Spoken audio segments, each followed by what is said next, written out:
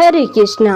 राधे राधे दोस्तों, आज के वीडियो में सुनिए आश्विन माह के कृष्ण पक्ष में पड़ने वाली इंदिरा एकादशी की व्रत कथा। तो चलिए शुरू करते हैं आज की पावन कथा। दोस्तों, अगर आपने अभी तक हमारे चैनल को सब्सक्राइब नहीं किया है तो प्लीज़ सब्सक्राइब कर लें। धर्मराज युधिष्ठिर कहने लगे, हे भगवान, आश्विन कृष्ण एकादशी का क्या नाम है, इसकी विधि तथा इसका मातम्य क्या है, सो आप मुझसे कहिए। भगवान श्री कृष्ण कहने लगे कि इस एकादशी का नाम इंदिरा एकादशी है।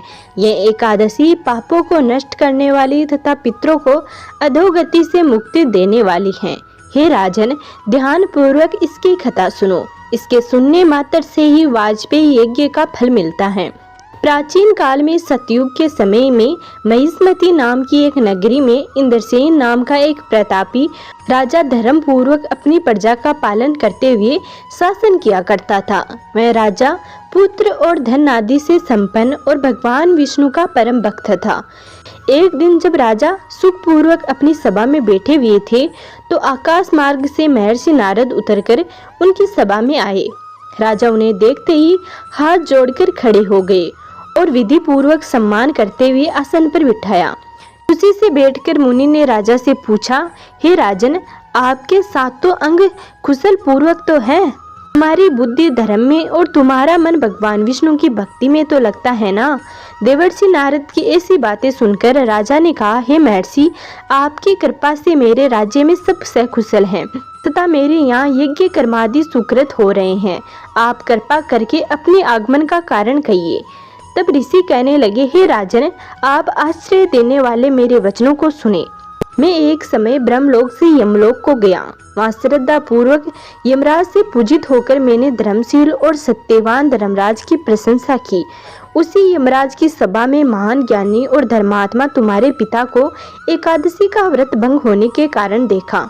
उन्होंने संदेशा दिया है, सो मैं तुमसे कहता हूँ। उन्होंने कहा कि पूर्व जन्म में कोई विघ्न हो जाने के कारण मैं यमराज के निकट रह रहा हूँ। सो हे पुत्र, यदि तुम आश्विन कृष्ण एकादशी का व्रत मेरे निमित्त करो तो मुझे स्वर्ग की प्राप्ति होगी।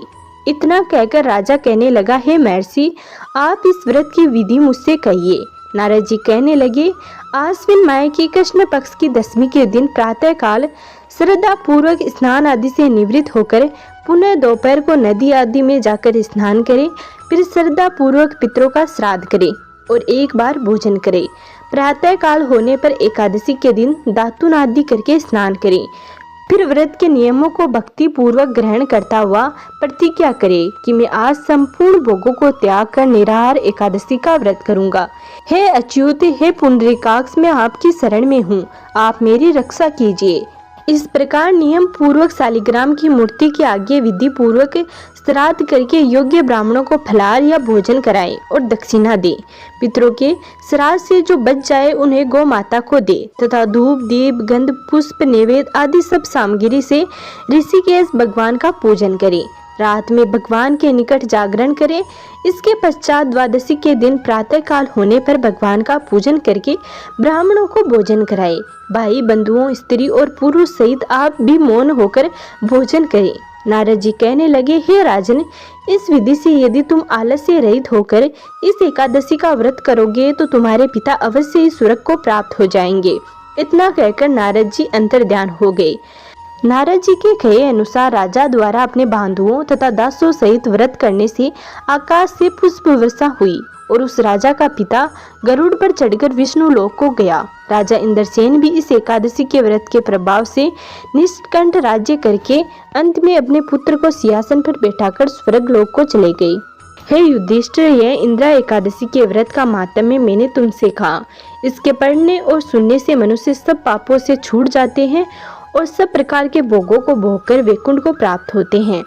तो ये थी इंदिरा एकादशी की व्रत कथा। अब जानिए इंदिरा एकादशी की पूजा विधि के बारे में। इंदिरा एकादशी पर सुबह स्नान कर ले और फिर साफ वस्त्र धारण करे। फिर मन में व्रत का संकल्प ले और अपने पितरों को भी याद करे। इस दौरान पूजा करने के लिए सबसे पहले एक चौकी लगाए। चौकी पर भगवान विष्णु की मूर्ति या तस्वीर जो भी आपके पास हो इसे स्थापित करे और घी का दीपक जलाए। भगवान विष्णु को पीला रंग बहुत ही प्रिय होता है, इसलिए उन्हें इस रंग के फूल और मिठाई अर्पित करे। इस दिन पीले रंग के कपड़े पहनना भी बहुत शुभ माना जाता है। इसके बाद सभी अर्पित करने वाली सामग्रियों को भी चढ़ा दे। फिर इंदिरा एकादशी की व्रत कथा सुने और भगवान विष्णु की आरती करे। इसके बाद एक दीपक अपने पितरों के सामने भी जलाए और अपनी गलतियों की क्षमा मांगे। अब आप जरूरतमंदों को दान करें। मान्यता है कि दान से पूर्वजों की आत्मा को शांति और व्रत का संपूर्ण फल मिलता है। तो ये थी आज की वीडियो। दोस्तों, अगर आपने हमारे चैनल को अभी तक सब्सक्राइब नहीं किया है तो सब्सक्राइब कर ले। मिलते हैं अगले वीडियो में, तब तक नमस्कार।